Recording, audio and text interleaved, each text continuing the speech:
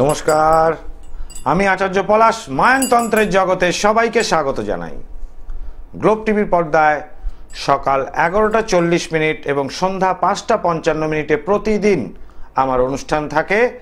আর আমি এই অনুষ্ঠান করি ভারতবর্ষের সাধকদের জীবন কাহিনী এবং তাদের বাণী নিয়ে। এতদিন বহু সাধকদের সম্বন্ধে গ্লোব টিভিতে আপনাদেরকে বলেছি। তৈলঙ্গ স্বামী মহারাজ, লোকনাথ ব্রহ্মচারী, এখন বর্তমানে বামদেব ও রামকৃষ্ণদেব তো আগেই হয়ে গিয়েছে, এবং এখন বর্তমানে আপনাদেরকে যেটা শোনাচ্ছি সেটা স্বামী বিবেকানন্দ। আজকে পর্ব নাম্বার 2। দক্ষিণেশ্বরের গঙ্গা তীরে দেবী ভবতারিণীর মন্দিরে সন্ধ্যা আরতির কাসর ঘণ্টা বেজে সবেমাত্র শেষ হয়েছে।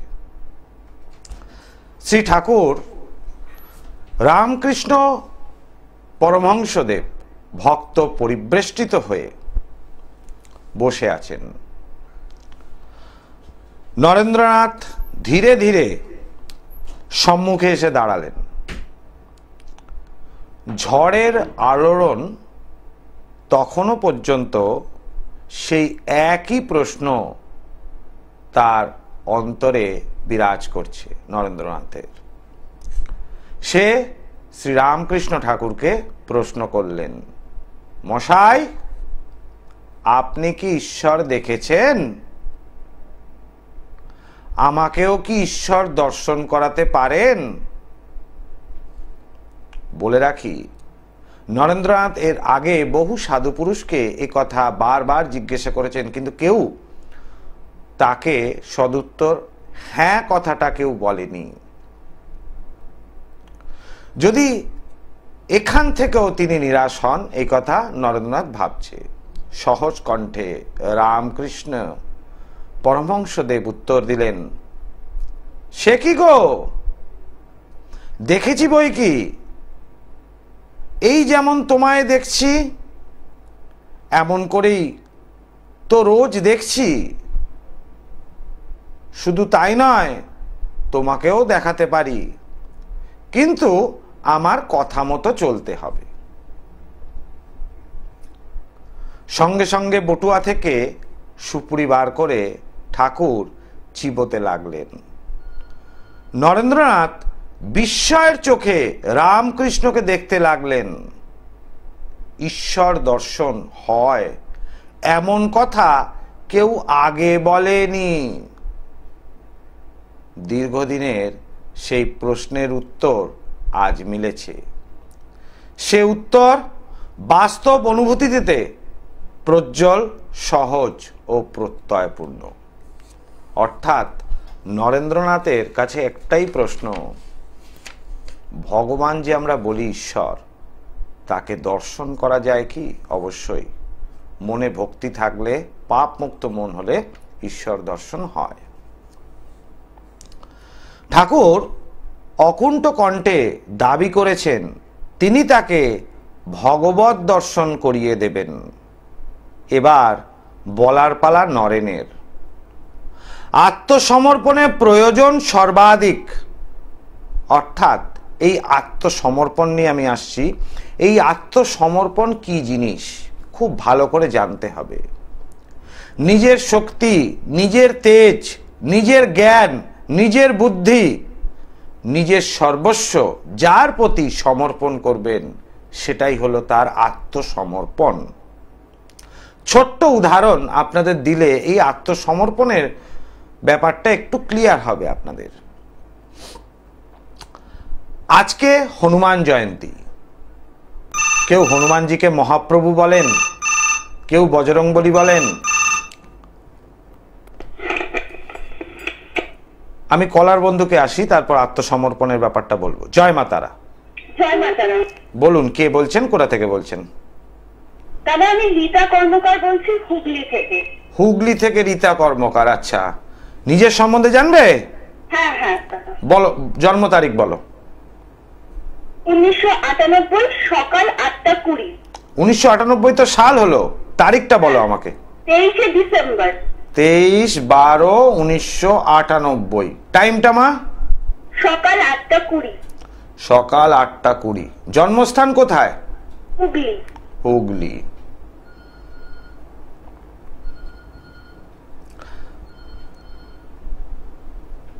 বুধবার তোমার জন্মবার, তাই কি?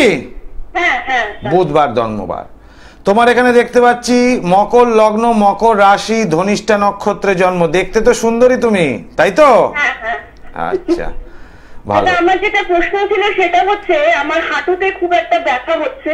আচ্ছা। অনেক ডাক্তার দেখিয়েছি কিন্তু হাঁটুর ব্যথাটা কিছুতেই কমছে না, তার সাথে মানে কোমরেও ধরে যাচ্ছে আস্তে আস্তে ব্যথাটা।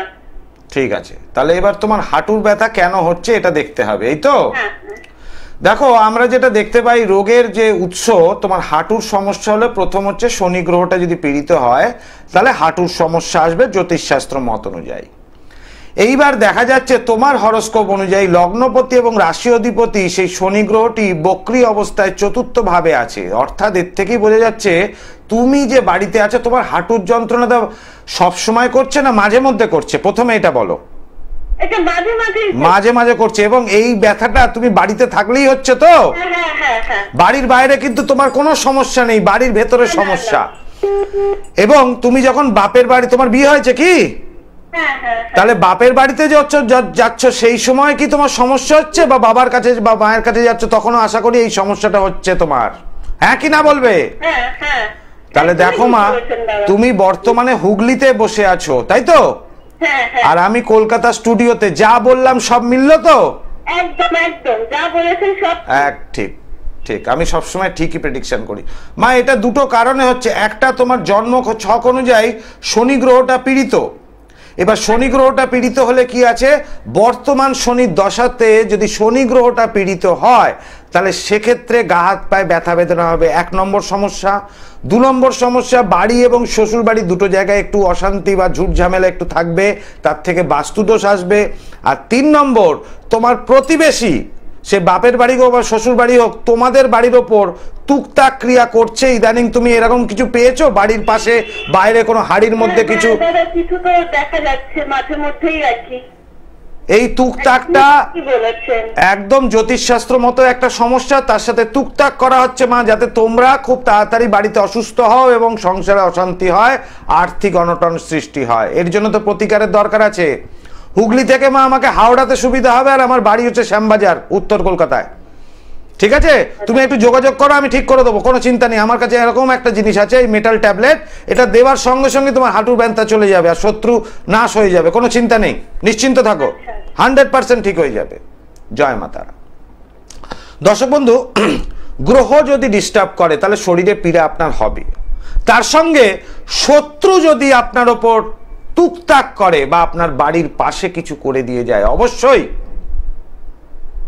তার থেকেও ক্ষতি হবে। আর আচার্য পলাশ এই রকম কাজ এমন ভাবে করে দেন, মানে আমি যে প্রত্যেকটা মানুষ আমার কাছে এসে উপকার পেয়েছেন, একজনও বলতে পারবেন না আমার কাছে প্রতারিত হয়েছেন। আমি বলবো যারা আরো বেশি ঘুরে নিন, সব জায়গায় ঘুরে সব জ্যোতিষীকে দেখি, লাস্টে আমার কাছে আসুন যে জ্যোতিষবিদ্যা আছে কি তন্ত্রবিদ্যা আছে কিনা।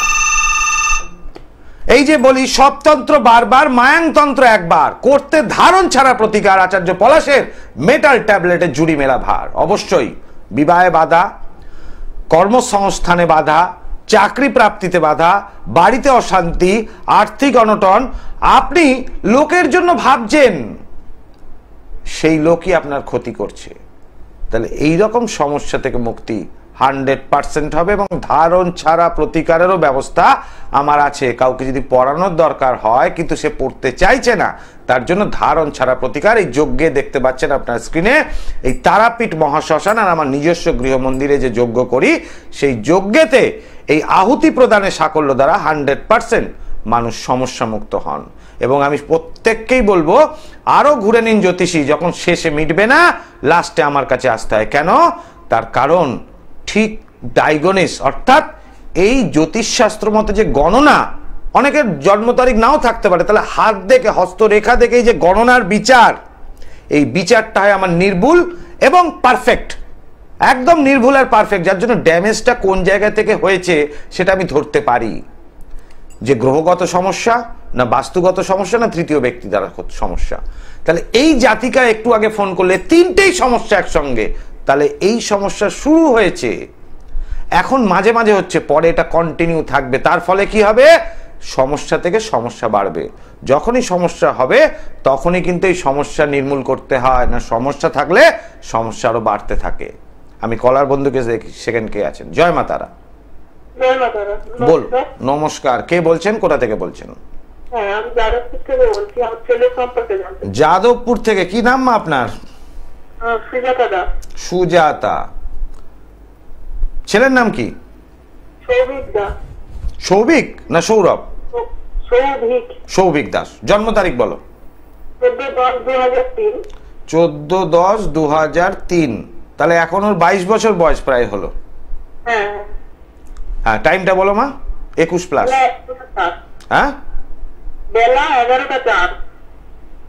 বেলা 11টা 4, মানে সকালবেলায় তো জন্ম, 12টা না হলে তো দুপুর বলে না।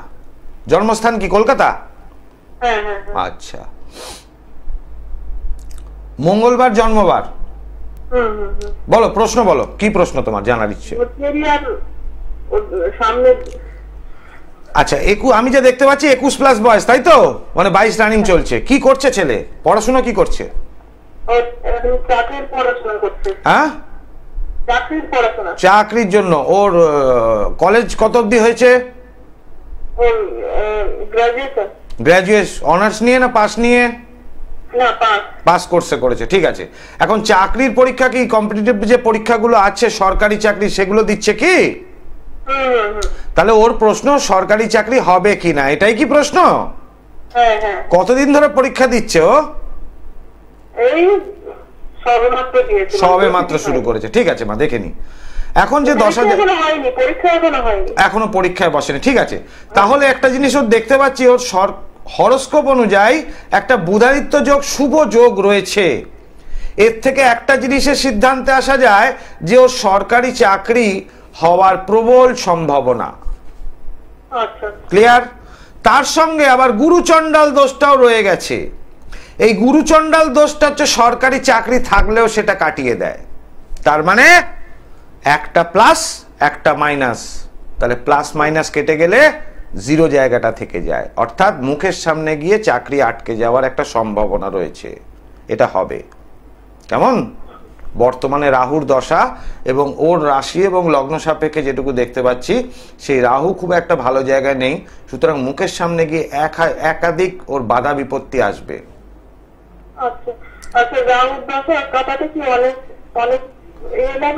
মা, আমার কাছে তো কারি কারি টাকা খরচা হয় না, এর জন্য তো একটু যোগাযোগ করতে হবে। সব তো টিভি অনুষ্ঠানে হয় না, তাই না? তার জন্য তুমি একটু বুকিং নাম্বারটা লিখে নাও, লিখে নিয়ে ছেলে যদি আসে খুব ভালো হয়, ছেলেকে নিয়ে চলে এসো, তাহলে আমি ওর হস্তরেখাটাও দেখতে পাবো, ঠিক হয়ে যাবে, কোনো সমস্যা নেই। কেমন? রাহুর দশা এখন অনেক দিন চলবে। রাহুর দশা 18 বছর চলে। ওর কেরিয়ার তৈরি করতে করতেই শেষ করে দেবে ও। রাহু লোককে ওপরে তুলে দেয়, আবার নিচে নামিয়ে দেয় একের সাথে। কেমন? এটা প্রতিকার দরকার আছে, ছেলে ঠিক চাকরি পেয়ে যায়। এটা বুধাদিত্য যোগ আছে, খুব ভালো যোগ মা। জয় মা তারা। হ্যাঁ, ওইটাই বাধা রয়েছে, ওই বাধাটা কাটিয়ে দিলে ঠিক হয়ে যাবে। ছেলে তো একটু জেদি না? হ্যাঁ, চলে এসো, ঠিক হয়ে যাবে। জয় মা তারা। দর্শক বন্ধু, আমি প্রত্যেকটা মানুষকে সহযোগিতা করি। আমার টিভিতে যে কনসালটেন্সি থাকে ফ্রি, এবং মানুষকে সঠিক গাইড দিই। যারা চেম্বারেও আসেন তারাও জানেন যে আমার কাছে আজ পর্যন্ত কেউ প্রতারিত হয়নি, আর কাউকে আমি খালি হাতে ফেরাই না। কারণ আমি অবশ্যই প্রত্যেকটা মানুষ যখন আমার কাছে আসেন, প্রথম দিনই চেম্বারে আমি তাকে বিনামূল্যে, কোনো রকম মূল্য নেওয়া হয় না, যে আমি তার মঙ্গলের জন্য একটা মায়ের আশীর্বাদী তাবিজ তাকে প্রদান করি, এবং তাতে মানুষ ভালো থাকেন, কিন্তু সম্পূর্ণ হয়তো সমস্যা মুক্ত হন না। তার জন্য একটা বিশেষ প্রয়োজন থাকে, এবং আমার কাছে একজন মানুষ এসে কেউ একদিনে ভালো হন, আবার কেউ 1 মাসও সময় লাগে, কিন্তু প্রত্যেকটা মানুষ উপকার পেয়েছেন। আমি ভগবান নই, কিন্তু মানুষের মঙ্গলের জন্য বারবার আমি যজ্ঞতে কাজ করি, এবং যারা আমার ক্লায়েন্ট আছেন তারা প্রত্যেকে জানেন। আর যারা চেম্বারে এসছেন তারা এটা তো জানেন যে আমি যেটা টিভিতে বলি সেটাই বাস্তবে করি, কারণ আমি মূল্য আগে নিই না, আমি মানুষের উপকার করি তারপরই মূল্য নিই। প্রত্যেকটা ব্যক্তি আমার কাছে এসে উপকার পেয়েছেন, একজনও বলতে পারবেন না যে উপকার পাননি। আমি একাধিক জায়গায় কিন্তু বসি না, আমার চেম্বার খুব সীমিত। এবার আত্মসমর্পণের কথায় আসবো, তার আগে একটু কলার বন্ধুকে দেখে নি। জয় মা তারা। জয় মাতা। বলুন কে বলছেন, কোথা থেকে বলছেন? আমি আমার মেয়ের সম্পর্কে জানতে চাই, পাতিপুকুর থেকে বলছি। পাতিপুকুর থেকে? কি নাম মা আপনার? আমি আমার সম্পর্কে না। বেশ, আপনার সাথে তো আমি ফোনে কথা বলছি, তাহলে আপনার নামটা জানা তো দরকার আছে। বলুন আপনার নাম। আচ্ছা, আমার নাম জয়া দাস। জয়া দাস। মেয়ের নাম কি? মেয়ের নাম কি? হ্যাঁ, পারমিতা দাস। পারমিতা দাস। এবার পারমিতার জন্ম তারিখ?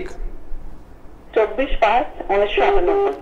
24 মে 1998। তাহলে এখন বর্তমানে বয়স ওখানে 25 আর এখানে 2, 27, 26 প্লাস, তাই তো? একদম। টাইমটা বলো মা। 11:55 সকাল। সকাল 11:55। জন্মস্থান কি কলকাতা? একদম, হ্যাঁ। আচ্ছা, রবিবার জন্মবার? হ্যাঁ। আচ্ছা, সরাসরি প্রশ্ন করো, মেয়ের কি নিয়ে জানতে চাইছো আজকে, বলো। মেয়ে কি করতে চাইছে এখন? পড়াশোনা গ্রাজুয়েশন করেছে বাংলা অনার্স নিয়ে। বাহ, খুব ভালো। তারপরে ডব্লিউবিসিএস এ প্রিপারেশন নেওয়ার জন্য অ্যাডমিশন করেছিলাম। এক বছরের প্রিপারেশন নিয়েছে, নিয়ে প্রিলিটা দিয়েছে, ফার্স্ট প্রিলিটা দিয়েছে, দিয়ে বন্ধ করে দিল। কেন? ও মস্তিষ্ক থেকে তো বুঝতে পারছি না। আচ্ছা ঠিক আছে, এইবার বলে দিচ্ছি, ধরো একটু। ওর যেটা দেখতে পাচ্ছি আমি, ও একটুখানি রাগী, তো ও একটু মুডি টাইপের। ওর মুড হলে ও করে, মুড না হলে করে না। হ্যাঁ। এইবার ওর যে বাংলায় অনার্স নিয়েছে সেই কাজটা ওর জন্য খুব ভালো। ও যদি টিচিং লাইনে যায় বা প্রফেশনালি ও যে ডব্লিউবিসিএস অফিসার হতে চাইছে, এটাও কিন্তু খারাপ হবে না মা। অফিসার র্যাঙ্কের ওর যোগ আছে, ঠিক আছে, কিন্তু ওর পুলিশের চাকরিও আছে। মেয়ে তো খুব শক্ত সমর্থ, ঘুষি মারতে পারে তো। হ্যাঁ, পুলিশের চাকরিও আছে মেয়ের। কিন্তু মা এখানে মেয়েটার সব থেকে ডিস্টারবেন্স হয়েছে ভাগ্যস্থানটা ড্যামেজ। ভাগ্যস্থান যদি ড্যামেজ হয় মা, সরকারি চাকরির কথা দূরে থাক, বিবাহিত জীবন বা সারা জীবন মানুষকে স্ট্রাগলিং করতে হয়। কারণ ভাগ্যস্থানে বীজযোগ এবং নিচস্থ শনি ওই স্থানটা ডিস্টার্ব করছে, এবং অশুভ গ্রহ ভাগ্যস্থানে থাকলে সারা জীবন মানুষকে স্ট্রাগলিং করতে হয়, নিজের ভাগ্য নিজে নষ্ট করবে, একদম পরিষ্কার কথা। এবং ভাগ্যস্থান ড্যামেজ হলে এমন কারুর সাথে প্রণয়ে যুক্ত হবে যাকে তোমরা মেনে নিতে পারবে না। ভাগ্যস্থানটা খুব ঠিক করা দরকার আছে, কেমন? এর জন্য একটু যোগাযোগ করতে হবে আমার সাথে। পাতিপুকুর থেকে বলছো, আমার বাড়ি শ্যামবাজার আরজি করের কাছে, ওখানে যোগাযোগ করো। আশা করি মেয়ের এই জায়গাটা ঠিক করে দিলে মেয়ের সরকারি চাকরি হবে, কোনো চিন্তা নেই। জয় মা তারা। হ্যাঁ, এখন ঘরে নেই। ঘরে নেই তো কোথায় আছে? ওই যে বললেন না যে মানে আচ্ছা, তাহলে দেখো মা, এই কথাটা তুমি বলনি আমাকে, কিন্তু আমি তোমাকে বলে দিলাম। তাহলে মা, নিজের ভাগ্যটা নিজে মেয়ে নষ্ট করেছে যখন থেকে পড়াটা ছেড়েছে, তখন তুমি কেন যোগাযোগ করনি? তখন তো আমরা তো কিছু বুঝিনি। বুঝতে পেরেছি। বুঝতেই পারিনি আমরা এটা। মেয়ে কি বিয়ে করে নিয়েছে? হ্যাঁ স্যার। মেয়ে কি বিয়ে করে নিয়েছে? না না, এখনো করেনি। তাহলে ইমিডিয়েট যোগাযোগ করো।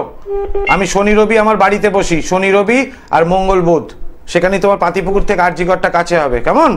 তুমি একটু বুকিং নাম্বারটা লিখে নাও, ওতে ফোন করে চলে এসো, এটা দেরি করা ঠিক হবে না। মেয়ের এক কপি ছবি নিয়ে আসতে হবে। জয় মা তারা। আমি দর্শক বন্ধু, এই যে মেয়েটির এইটা যে ঘটবে এটা বলে দিলাম, এবং উনি বললেন আমি বলার পর যে অলরেডি ঘটে গেছে। তাহলে এই যে আমার বিচার, প্রেডিকশন, এইটা এতখানি পারফেক্ট যে ড্যামেজটা কোন জায়গায় হয় ধরতে পারি আমি, যার ফলে আমার কাছে কারি কারি টাকাও খরচা হয় না, আর মানুষ উপকার পান এক চান্সে। জয় মা তারা। জয় মা তারা। বলছি আমার ওয়াইফের ব্যাপারে জানতে চাই। ওয়াইফের ব্যাপারে জানতে চান? কি নাম? প্রিয়াঙ্কা ব্যানার্জি দাস। প্রিয়াঙ্কা ব্যানার্জি দাস। আচ্ছা, আপনার নাম? আমার নাম চিরঞ্জিত দাস। আচ্ছা, জন্ম তারিখ প্রিয়াঙ্কার? 14/6/91, সকাল 7:10। জন্মস্থান? জন্মস্থান কলকাতা টালিগঞ্জ। প্রশ্ন কি? মানে ম্যারেজ লাইফটা মানে ওর মানে মানে আমরা বুঝে লাগে আর কি। যাচ্ছে না, ম্যাচ হচ্ছে না, মানে সবসময় ঝগড়া। ম্যাচ হচ্ছে না, তাহলে বউয়ের কোনো সমস্যা আছে কিনা এইটা জানার দরকার আছে, তাই তো? হ্যাঁ, মানে কি মানে ব্যাপারটা বুঝতে পারছি না, এত অশান্তি হয়। আচ্ছা, শুক্রবার জন্মবার? হ্যাঁ হ্যাঁ। কনফার্ম না আন্দাজটিং? না, কনফার্ম না। কনফার্ম। বউ তো দেখতে সুন্দর, তো সুন্দরী তো? হ্যাঁ হ্যাঁ। এইবার আমাকে বলো বাবা, প্রথম জিনিসটা এটা পেয়েছি, দ্বিতীয় হচ্ছে বউ কি সরকারি চাকরি করে? না, বউ কোনো চাকরি করে না। আর সুন্দর বলতে এখন বউ সুন্দর না হয়, বলতে হয় সুন্দর। ও, সুন্দর না হলেও সুন্দর বলতে হয়?